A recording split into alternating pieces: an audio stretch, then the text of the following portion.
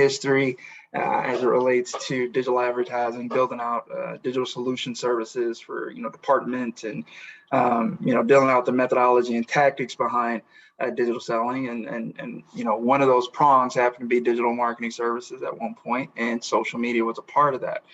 Anywhere from obviously the Facebook, IG, Twitter, Pinterest, a little bit. There are some other platforms as well, but I kind of wanted to focus today on some fundamental concepts as far as, I know we have a lot of people who are operators, and that's just kind of like building a platform from scratch, or maybe you're in it right now and you're just trying to figure out a way to like better leverage it, or whatever state you're in. I wanted to lay out just some concepts that I have found, especially when building it or working with partners, or even doing stuff internally, that were in essence kind of crucial to the longevity and sustainability of providing social selling as a model within your digital marketing services.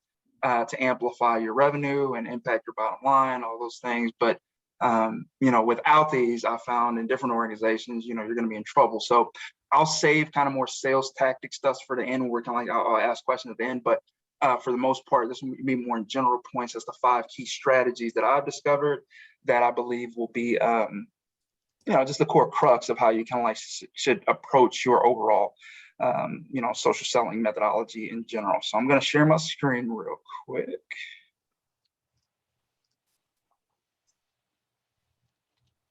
All right. Can everybody see me? See the screen? Sorry. Yes, thank you. Okay. So diving into it, the first thing I wanted to communicate to the group was social selling on whatever platform, right? Because there's a lot of, instruments and tools and software and platforms and reporting that you can leverage to kind of like deliver to an audience. But you have to understand it's really about people, right? And it sounds silly, but it is. And I think that social kind of like almost lets you get so close and so tactical that you almost forget that these are people, right? Like we can get into very specific like groups. I literally, social knows so much about us. Literally our birthdays down to, what our interest groups are, our interests are, so you can get very close. And there's another part here and caveat that social does deliver that, just other platforms and media can't, which are you're kind of on a roller coaster, emotional roller coaster as you're on social media. I always use this point of context where, if you're talking to like a local gym a local gym, and they're trying to do memberships at the beginning of the year, it's the same old thing, really. Right around, Thanksgiving of the year prior to Christmas, people are taking vacations, all those things. And, if you're scrolling down social media, you're going to see a lot of different things, right? You're going to see people who are, getting in shape for the, the winter and doing all these like, concepts where in essence, like you're seeing these things and you don't know it, but your emotional triggers are being pulled and, all the levies are there. So when you inevitably get hit by an ad on social or something, some type of communication on social, that is for a gym membership, right? A lot of that premeditated conversation points that happens in traditional sales anyway, it's kind of already there because you're in essence kind of like delivering or hitting on a hot button, emotional hot button for people that have kind of like organically have gotten there because of the platform that social is. And it doesn't matter. I don't care if you're, I think a lot of you guys are leveraging social boost or offering social as a service, offering advertising as a service. It all will kind of play into the same platform. And the better that you understand consumers themselves as to how we make decisions, the better are that you can leverage the idea to your local businesses and leverage that sales tactic kind of like to convert more sales. I've always kind of like approached sales with the 70-20-10 model of, 70% is emotional as far as sales, 20% is rational, 10% is justification. I always tell people that if you're buying a house, 70% of that decision is done emotionally. You like the location. You love the way it looks, you love the color, you love the way it lays out, things like that. And then, if you can kind of get somebody on the emotional, like I can feel myself here.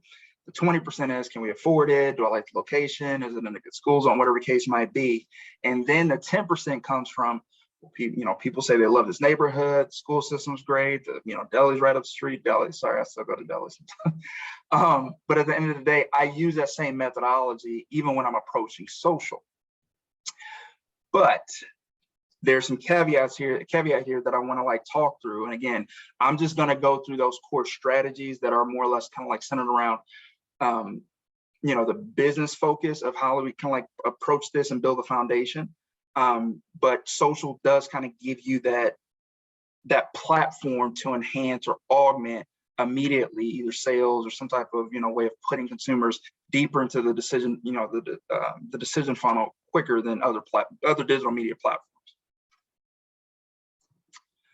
So with that said, the one thing I always caution, and I make sure to really echo this, is you're usually going to be dealing with a lot of business owners anyway, right? And a lot of them have different personalities, a lot of them have different intentions. Be responsible, whether it's promoting information to your own audience on social media, whether it's promoting information to a targeted audience just for your business, whatever the case might be responsible. Social literally does, like I said, hit on those touch points of vulnerability. When we as people, humans, are at the most vulnerable states, right? We're going to make decisions.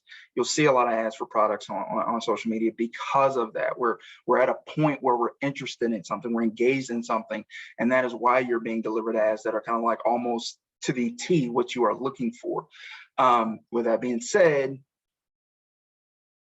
not all businesses are righteous, not all concepts are, fair, and, just be careful, right? You can literally get into different kind of quarrels and issues, but, at the most, just, vet it out. If you need another, second take or another thought, behind just something like that, just make sure that, you're not doing anything harmful, not only to, to yourself, your own brand, the business, or in particular, the consumer, right? And this can be a lot of different things. Social media, they try and like kind of police that a little bit. But I would also just caution you guys as well that when you're going down this avenue, make sure that, you're doing enough to do the business a service, but you're not taking advantage of vulnerable consumers, because you don't know what people are going through, and it can get a little dangerous if you're not careful. So this is kind of my segue into the first principle as to like what I like to teach about when I'm talking about social selling, especially when we're trying to build an organization. First of all, your value proposition. Okay. And I don't mean it in the way that like, okay, well, we can do this. Like, just simply put, why is it important? Why are you as an organization doing this? And why should I like do it with you? Right? What is that benefit that I have as a local business? And then like from there, what are you going to do? You're going to manage my presence for me? Why? Like you have to be able to like really have a great story for why you. And I think that sometimes it's kind of hard to get around this conversation, but I always tell people just default to like who you are. Why me? Because I care about your local, your business as a whole, and I care about this community. I'm versed in this. I'm very tethered to my community. I'm very tethered to my audience. I can do the same thing for you. I can bring you eyeballs. I can bring you traffic, whatever the case might be. Own it, enhance it. Own it, enhance it are two of my biggest kind of like key takeaways from here. It's okay to be bold. You can, hey, look, I'm gonna bring you customers. I'm gonna be, that go-to, partner for you in this journey of social media. But you have to kind of like set some standards, make sure that, they're attainable as far as goals and all that stuff, and make sure that you don't, overpromise and deliver. You want to do that just the opposite. But your value proposition and your deliverable kind of like need to be about right here. And that's just important for business anyway. If your value is all the way down here, your cost is up here, you're out of business. If your cost is all the way down here, your value is all the way up here, you're definitely out of business. And I'll talk about that in just a second. But identify your deliverables. Keep in mind the perennial retention, and I'll talk about that later because that's extremely important. What you're trying to do, and you have to kind of like embed your value proposition in this platform in particular, but across all digital marketing services that you may have. So just want to throw that out there. That is a key crushing point for how you kind of like start this concept, right? Then you want to identify success. And I kind of like mentioned retention in the slide before, and I mentioned the partnership that you have in social media selling, because I can't tell you guys how many conversations I've had when I'm talking about a social media campaign where we're getting into the basics of just, clicks, deliverable impressions, eyeballs, things like that, right? And then it kind of comes out to this platform of like, okay, well, it used to be, well, wait a minute, how does that correlate into my finances as a business owner? What did you do for me that justifies me continuing like this investment with you? And this is tricky because, one of the things that I was trying to identify within a consumer buying funnel is where social media hits within that platform, right? And if you think about it in the consumer buying funnel, right, you're passively interested in the market, beforehand, right? And then you're kind of like going through and you're doing some research, and then you're at the research phase of that consumer buying funnel. Then you're more or less kind of like at the application, as far as like I see myself, doing, shopping around basically. And then you kind of get into this phase where I think social media starts to hit, along with some other digital media platforms. Pay-per-click is included in that. Now I'm about to do something, right?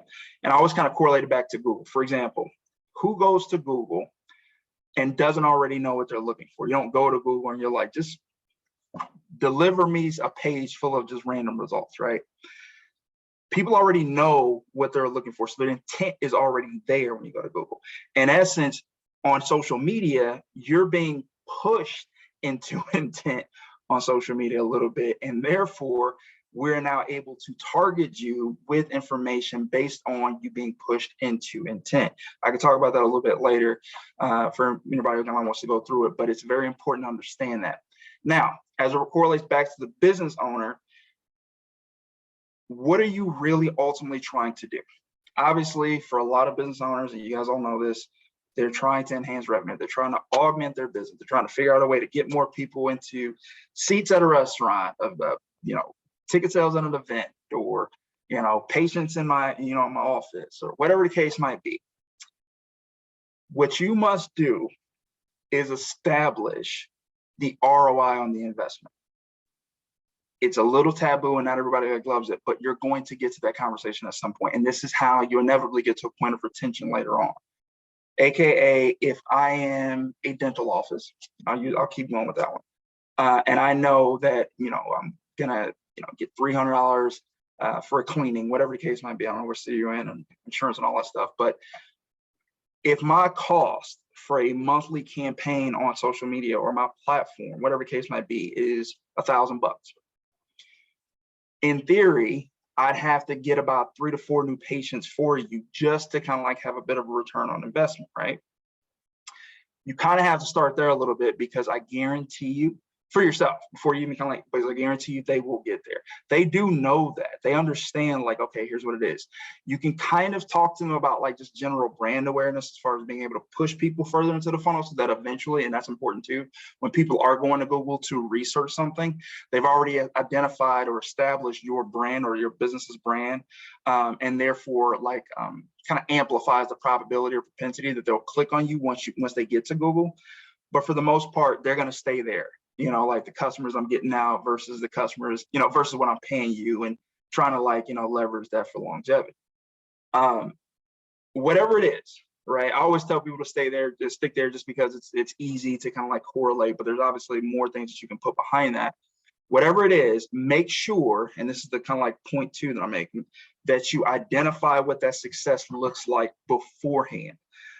What is it that you're trying to get out of the campaign? What is it they're expecting out of the campaign? What are your deliverables, so that everybody's on the same page? Now, you don't have to be exact, right? You can say 4 clients, you might get 3, and I get that. But at the end of the day, just make sure that there's some type of collaborative agreement as to what this campaign should yield for you based on history or past experiences, or even just like your audience base and what you can kind of expect. It's tricky, it's difficult, but it's very important for the longevity of your program in general, and also to how you're going to retain business owners like long term. Can I jump in with a quick question on that? Sure. So this is a problem that I have a lot, right? So we have like 20,000 followers on Instagram, or 19,812 or whatever it is this week. And when I'm talking to clients about social, they're like, wow, see, there's 22,000 on Twitter and 19,000 on Instagram and 18,000 on Facebook. So I'm going to be able to reach 60,000 people. And I say no, and I talk about algorithms and the percentage typically of people in our followers who will see your ad. And I go through all of that. And I've been much better at setting because first with social was like, oh, we'll see what you get kind of thing. And people are all right with that. But now I feel like so many of my clients are so data driven that you can't get away with that at the moment or ever really. But I guess my question is, how do you get them to understand? And you can answer this later, but how do you get them to really understand, like, we kind of don't have control really over what exactly, like how many of our followers actually see things and why frequency is so important. But I don't know. I struggle with that, because they want to run one social post or they want to run 2 social posts. I'm like, that's not enough. It's got to be across all of our platforms over a number of days. And I don't know. I'm not really sure I have a question there, but it's just something I struggle with, I guess, personally. But I totally get what you're saying. And I'm going to give you a little nugget that I learned from a man named Jim Nelson, who was a great mentor of mine when I was like in my early 20s. He showed me and it was an old school concept, but I've always kind of like taken it with me. He said, Richard, 50 years ago, if a person wanted to sell the horse, they put up a sign that said they're selling a horse and the horse would be sold. It's different now. He said, and I'll give you an example. So he pulled out this newspaper, right? And he said, I'm gonna open it up. And he pulled out a $20 bill and he pulled out a $1 bill. And he said, Richard, how big is this $1 bill? And I was like, come on, Jim, you're wasting my time. Or what are you trying to get at? And he showed me and he put it on the newspaper and he said, that's about I don't know, let's call it a 4x2 ad or something like that, right? And I'm like, yeah. And he said, okay, how much does it cost to have this ad? And I'm like, I don't know, like $800 or something like that, right? And he said, you're right. Then he said, he pulled out the 20 and he said, okay, now I'm going to replace this $1 bill and I'm going to put $20 there. He said, which one would you rather have? And I was like, well, obviously the 20, what's the point here? He said, so you're telling me that content is king as to what you're actually offering. This is what you have to learn when you're dealing with business owners, because they will try and get away with literally the least and expect you to do literally the most. And once I kind of uncovered this, I started to change my conversation with business owners so that it would get to a point of uncomfortability, where they'd be like, ugh. And once you get up to that point, you've got a great deal, like pizza guys or, resellers are great for this, right? They know how much it costs to make a pepperoni pizza. Right. They want to like push pasta with you. They're saying, hey, look, no, everybody comes to us for pasta. I really want to promote that. And then they ask you to deliver like gold, right? Like, wait a minute, I know everybody comes to you for pizza. Let's do that as our main concept. And then we can do the pasta. To that same effect, I actually had this other mentor who did the same thing. He said, well, Richard, if a car dealer ever tells you, hey, look, doesn't work, I don't like your platform, no matter what it is, right? Just no matter what it is. You say, fine, how about this? I'll give you an ad for free. Who wouldn't take that, right? Here's the caveat. You have to give me a car for free to promote in it. Whatever you're going to put in there, it's a free car. And he said, well, no, I don't want to do it. I was like, well, wait a minute. Our platform doesn't yield you anything. I thought that was the idea. So for me, it goes into this caveat of like, you're right. Your audience. And by the way, too, if I didn't I think I talked about that, but if I didn't, you have to know your audience on social. That's a very big thing. And I'm really glad that Catherine just brought it up. But be proud of it too, because it is a niche. It is very important and it is highly engaged group of people. But don't be coerced into basically kind of giving away brand advertising in essence to kind of like then have that argument later on, especially when we're talking about retention, to get into this conversation of like justifying why I'm not paying you anymore. And actually you should be running, me more often because I'm this steward. The other thing I'm going to tell you is that I always tell people, if you kind of run flat on that a little bit and try to identify like, okay, well, what's a good price? Start with community stuff. What is the business owner doing for community? I had a blacktop company at one point who was like, hey, I want to run ads for my commercial business, right? Basically, they wanted us to solicit the fact that they do like, industrial blacktop paving. It's very hard to like make that sound appealing, but at one given point in the conversation, I said, hey, have you done anything for your community lately? And the guy's like, I don't know, what are you talking about, Rich? And this I don't know if he was admin or project manager in the back. He says, what about the thing we just did for the lake? And I'm like, what is he talking about? He says, well, there was this elderly woman. She reached out to our service. She reached out to us for residential services. she couldn't afford for us to come out and blacktop her driveway at her home. So she decided to go and get the tar and stuff by herself. And as she was doing it on her own, she actually slipped and she shattered her elbow. Oh gosh. We got wind of it. We came out, we were like, look, we don't ever want you to have to do that. We'll just take care of this for you. Her son was like a vet, and he was kind of not able to do it. So we just want to take care of her. I instantly jumped on it and said, that is what you put in front of people.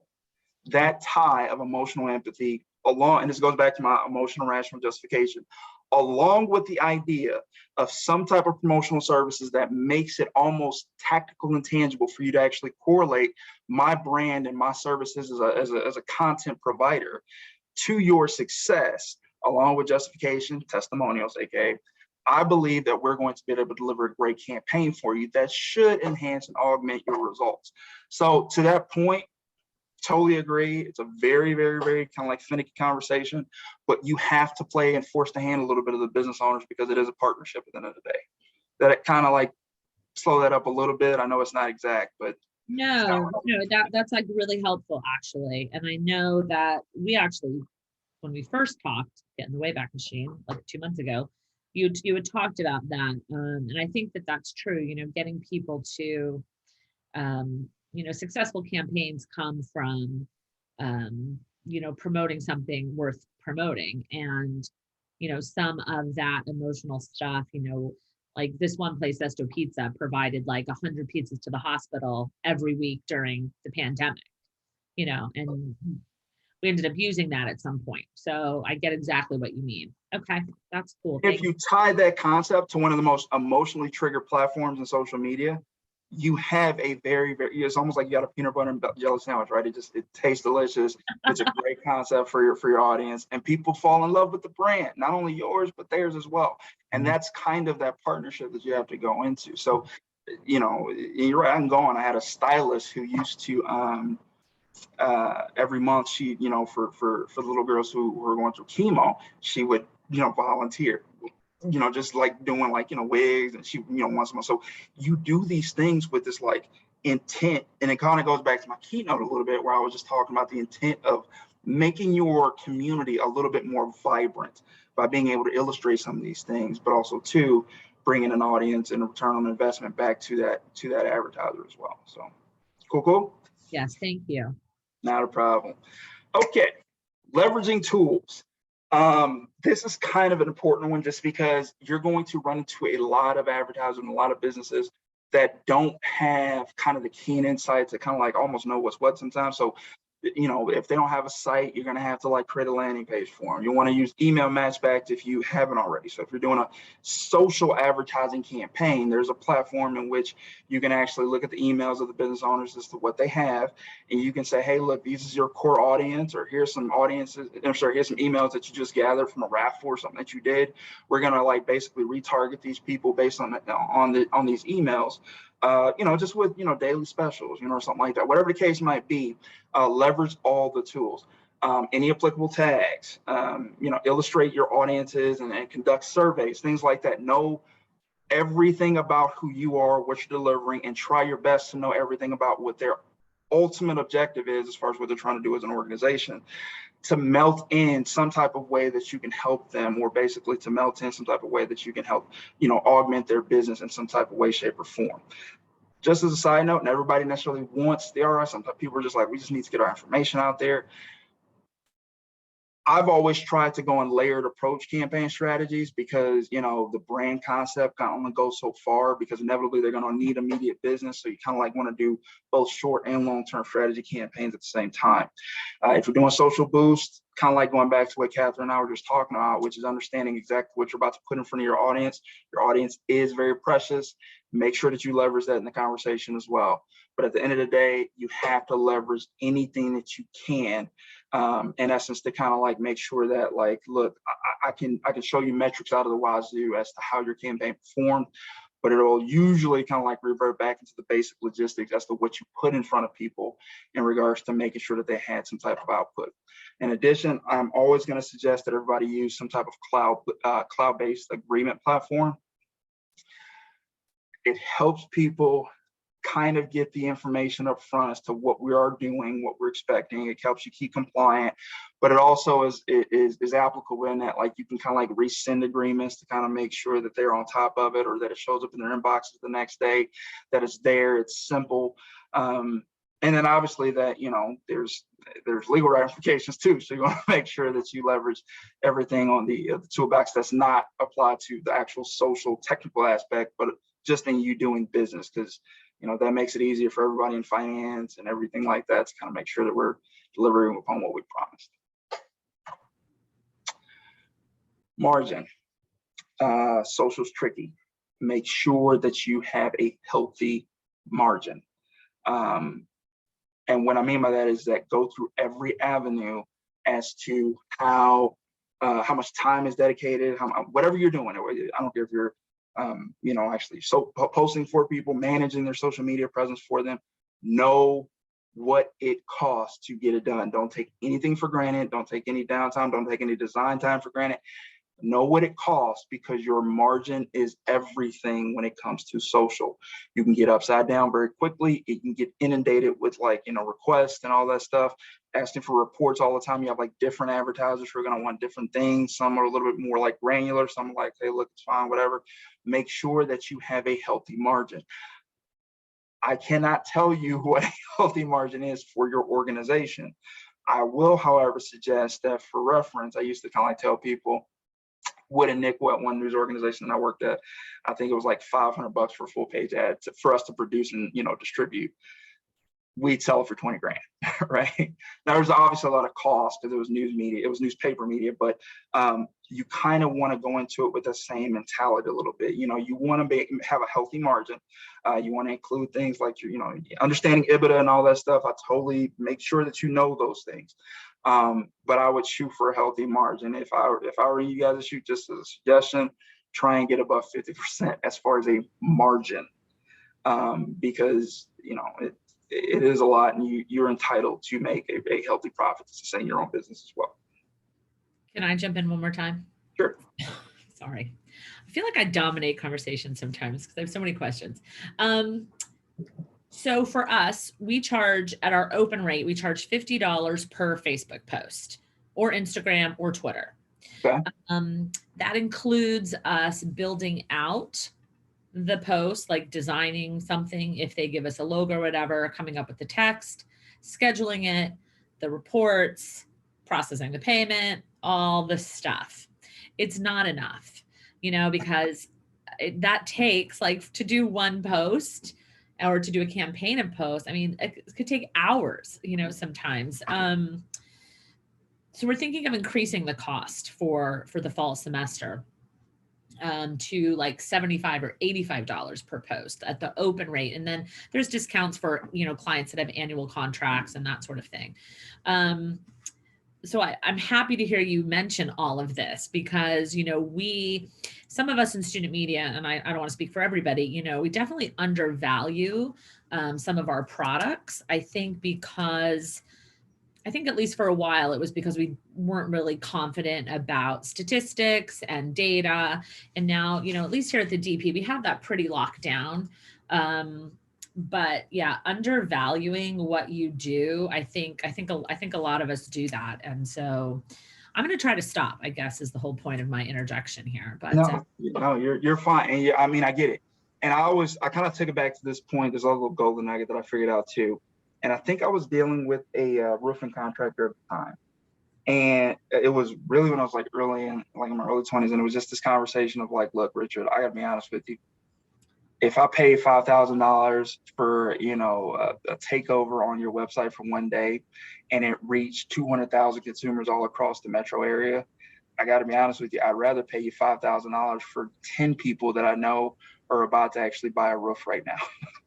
You know, and he kind of made this point to me that really stuck with me for a long time because of the fact that I was like, you know, same thing, right? Just live and learn. I was like, I'm undervaluing my own niche audience because I am actually thinking like, okay, well, they may have, I'm like, no, we have a niche audience in ourselves. And therefore I am actually, because to his point, he's like, if you gave me 10 people at $5 grand and I closed 3 of them, I just made 60. $20,000 roof, right? So their thinking is very much based in that. And I think sometimes we kind of get away a little bit out of that because we're just like general audiences sometimes, but you can be somewhat granular, and not to mention value your overall like audience in general, and just making sure that like you do kind of like do that. But to your original point, yes, I mean, because even when you said, as soon as you say you're designing it, I thought to myself, okay, let's say you typically like design, let's say you're $25 an hour for a decent designer, right? Right. That's already there, right? And then not to mention actually logging and getting information to log in, or, just, doing those little tactics, writing up content, you can easily eat up an hour right there, and you've kind of just met even. And I think sometimes we kind of make billable hours somewhat ambiguous, to try and, like soothe, the average, like, but now it's kind of like, you should be like, look, you don't have a designer. We do. You don't have to worry about this. We do. This is content that I'm going to make for you. Are you going to sit down and do it? You don't. Okay, cool. Let me take that off your plate. I've always discovered, and it was something I watched, I think on, it's money, time, need, urgency, trust. Like, really understand what it is that's going to force somebody into like understanding where you're coming from as far as your services. I think we got a question from Dakota too. Yes. Hi, Rich. I'm Dakota. I'm the director. Hey, Dakota. What's up? I'm Rich. Nice to meet you. Kind of hearing what you were saying about like the pricing services accordingly. At least over here with us, we like sell our social media as like a package, like 3 posts for like 300 and kind of go up from there. But we definitely see a higher engagement in our Instagram in comparison to some of our other platforms. And it's not that we undervalue our other platforms. I think we just value our Instagram more. So in that question, like, is it appropriate to like increase the price on just that platform compared to others, even though it might drop the value of some of the other platforms that we have? I guess if I'm in your position, Dakota, I don't think that I have to devalue one over the other. I think that I'm not, and this is just first time in hearing like how you're positioning it, but if somebody says, hey, look, for Instagram it's this over Facebook being this, I don't personally know if you need to kind of like, if you're going to do an increase, do an increase because of the fact that you're able to provide a service. If you want to bundle, I think you said you bundle things. Man, I know you were talking more about posts, but I'm like, there's a way to do that, and I can talk to you about it offhand, where you can actually amplify. It kind of goes back to my original point. If you feel like, look, I know I can actually yield you this, if you're actually willing to like go on Instagram, that's fine. But I always kind of like, tell people to test themselves with this question. If you can say to yourself, hey, look, I don't want to pay you anything. You don't have to pay me anything, Mr. Advertiser, Mr. Business Owner, but I want to take 50% of whatever business actually bring you. And they say no. Okay, well then I want to value myself at 500 a bundle, whatever the case might be. And they said there's kind of probably somewhere where your sweet spot is, because you gain the confidence in knowing I'm going to yield you something, and they know it. Now it just comes down to, look, what's the trade-off here? Do you want to like pay me up front, or do you want to pay me on the back end? If they're like, no, I don't want to pay you the back end, they believe you, and therefore at some given point you have to figure out a way to associate your value versus what your deliverable is. It can get to this point, get pretty high, and I know I'm like in a roundabout way, like I'm trying to like say, I guess, like I would totally do it, but I would have to kind of like be in the grind like you are to really understand what that would be. It sounds like you're already there. You just have to like, pull the trigger, do a little test, understand like where you are with it a little bit, and, do some testimonials, push some information out there, let it be known what your benefits and features are, or even like your past experiences, and see what you get back to. I always tell people that too, get a few testimonials from advertisers, send some communication, some email points, and say, hey, look, okay, we're getting some bites here. You're still in demand, right? And it's still only 40 hours in a work week. So, make sure you leverage that. Sorry, I feel like I didn't answer that great, but I don't want to tell you what to do there. Thank you. Cool. All right. Margin. Actually, that's a great caveat. Don't take into consideration every detail. Don't be afraid to price your services accordingly, especially when engaging with clients and higher average transaction amounts. This is a big one too. I always loved working with advertisers who had higher transaction amounts. It's very hard to kind of like, turn a key ROI with like, restaurants and stuff like that. When you're talking with realtors, or that's a bad example, but I'll say realtors, funeral homes, things like that, they have like high transaction amounts. Very, very, very nice to kind of have those conversations, and they have the funds to be able to do bigger campaigns. So now for my favorite conversation, retention. It is imperative that you have a retention funnel, first of all, around any of your marketing services in general. But if we're going to talk about social today, definitely have a retention funnel. Here's what I mean. What are your follow-up points? What does your email journey look like? AKA, what is the communication points after somebody's finished up a campaign? Know the offboarding, know the onboarding. Make sure that they feel the love. You got to make sure that that person is really taken care of. You have to make sure that you're constantly emailing and communicating with that advertiser so that they basically leverage you in their basically mind space, or like your share of voice a little bit here, as a go-to partner who can yield the results for them in a platform that is very, very, very close and intimate to a consumer. And it's okay, just make, you can provide testimonials if people allow. You can provide like, hey, look, just set up a consultation. Make yourself, like a validated, instituted, like, hey, we are here to kind of help you with your business needs as a consultant, as somebody who's here to kind of help you with your marketing efforts, your design, whatever the case might be. But you have to have a great retention funnel, follow-up cycle, contact people every once a quarter just to see what they're doing, things like that. Make sure that if they stop with you, there's an offboarding journey there and that you're communicating with them as well. So I can get into it because there's a lot of things that I've done at organizations as far as like retention in general, but this is important. Just make sure that you do your follow-ups really well and make sure that you have a trail of retention touch points throughout the journey to keep them coming back. Because just like in a consumer buying funnel, business owners going to buying funnels, and you guys know peaks and valleys of interest and when they want to do stuff, and seasonality as well. Make sure you're hitting on all the points because it's a very big deal. And it also is too how you kind of like off, like springboard off into a higher revenue cycle at some given point as well. We can get to that a little bit also. So now, those are kind of my 5 touch points. Obviously, there's tons of other stuff that I can go into. I just wanted to kind of keep those 5 at a high level. It's just stuff that I've kind of like discovered is really kind of like the premise of sometimes where you can slip up. I can probably slide in another 5 things, but I just wanted to kind of keep it at 45 minutes for today. But questions, I love them. Keep them coming. Whatever you guys want to know, pick my brain, man. I'm here to help. So data, social data. And I know later on this afternoon, we actually have Carla Oval from Boston Globe talking about data. How much is too much? Or is there no such thing as too much data? I don't know if there's no such thing as too much. Yeah, I don't think there's no such thing as too much data. I think that data, so if you're on my keynote, one of the things that I talked about is being a purple squirrel and how you communicate to an audience. I don't think too much data is a concept that exists unless you're like literally saying, hey, here's an Excel sheet, here's some results, and it's basically like a flood of numbers, right? I think the better that you are at contextualizing data, or more or less formatting it and illustrating in a way that kind of like it's simple and easy to digest for a business owner as to how it impacts their bottom line, the more engaged of an advertiser that you'll have.